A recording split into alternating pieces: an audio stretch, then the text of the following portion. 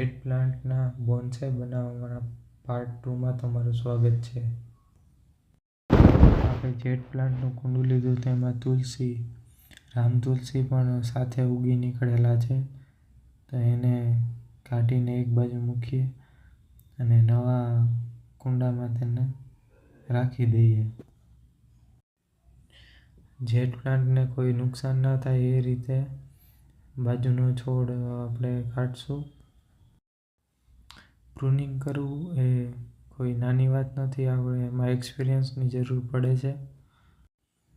આપણે ફટાફટ વિડીયોને આગળ વધારીએ ટાઈમલેપ્સમાં. આ વિડીયો જોતા દર્શક મિત્રોને કહેવાનું કે કેટલા લોકોએ પહેલાં કોઈ પણ પ્લાન્ટમાં પ્રુનિંગ કરેલું છે. જેણે પણ કરેલું હોય એ કોમેન્ટમાં જણાવો.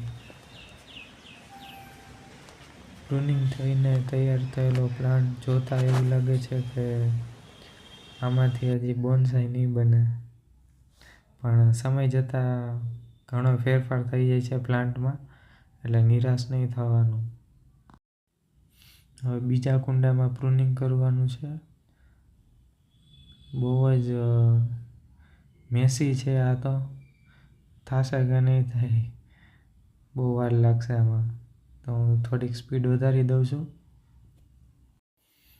2 કુંડામાં પ્રુનિંગ કર્યું અને આ ત્રીજું કુંડું છે. જેટ પ્લાન્ટ બહુ જ વિકસિત થઈ ગયો છે, હેલ્ધી પ્લાન્ટ થઈ ગયો છે. આ જેટ પ્લાન્ટ એવો છે કે તેમાં તમે 2-3 દિવસે પાણી આપો ને તો પણ ચાલે. ઇઝીલી ગ્રો થઈ શકે. વધારે કેરની જરૂર નથી પડતી. તો મારે બોન્સાઈ બનાવવું છે ને એટલા માટે હું આટલી મહેનત કરું છું. નહીંતર આ પ્લાન્ટને કાંઈ કરવાની જરૂર જ નથી.